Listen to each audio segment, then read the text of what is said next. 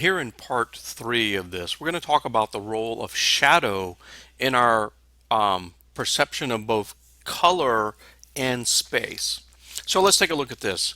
Um, I'm going to assert, and you're not going to believe me, that square A and square B are in fact the same color. You're not going to believe me because your brain is telling you, no, square B is several shades lighter than square A. Well, the reason your brain is telling you that is your brain is looking at the shadow cast by this cylinder, and it's interpreting what it sees in the context of its experience and how it fills in color when color is in shadow.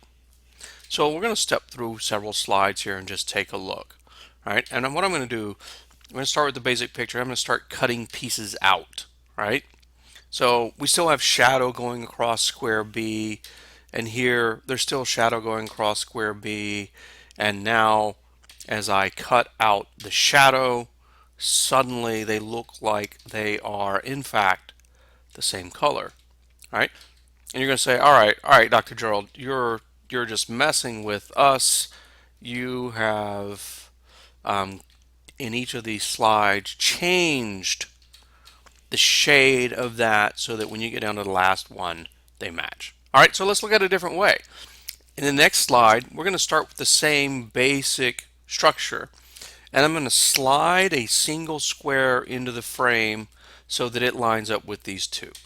All right, so here we go. Look at that, right? It pops in, and as soon as it hits, your eye has to accept the fact that A and B are in fact the same shade. Now if you keep your eye on B and you do it, you won't see it change, and then you look up at the A and it's the same shade. Or if you keep your eye on A and then look down at B, you'll see it's the same shade and A never changed. So in both instances, you can do this in any order you want. All right, in both instances, you can confirm by concentrating only on one of them that I'm not messing around with these colors, that in fact your brain is messing around with you. All right, and this is all about how we interpret shadow and what our brain does in terms of that processing. So we're going to look at another aspect of shadow and what our brain does. All right, here's a photograph. This is from Kauai in Hawaii. Here's a photograph of some mountains. All right, clearly they're mountains. I mean, you can easily tell they're mountains. Um, and our brain looks at all those shadows and says, yep, those are mountains, right? I can even rotate it this way. Yeah, and yep, that looks like mountains. And, oh wait, now we're looking at river valleys, right? It's the same picture.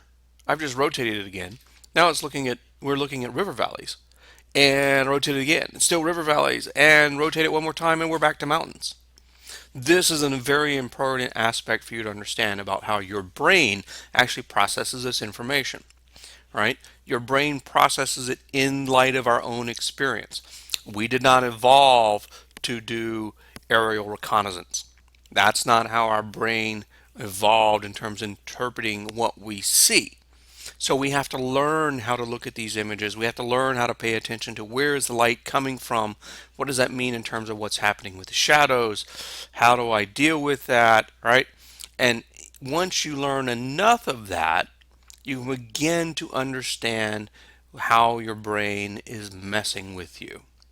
Now, the important thing to learn here is in any detection system, all right? In any detection system, there is processing going on.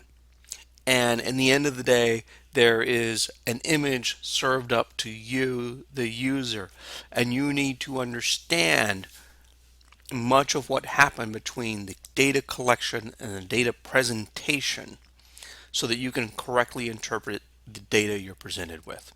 All right, we've already learned from the last lecture, that color isn't what you think it is. We're now learning that shadow isn't necessarily what you think it is, and color in the context of shadow isn't necessarily what you think it is, and how your brain interprets shadow is a bizarre creature once you take a look at it. All right, I believe that is it for this segment, and I will catch you in the next one.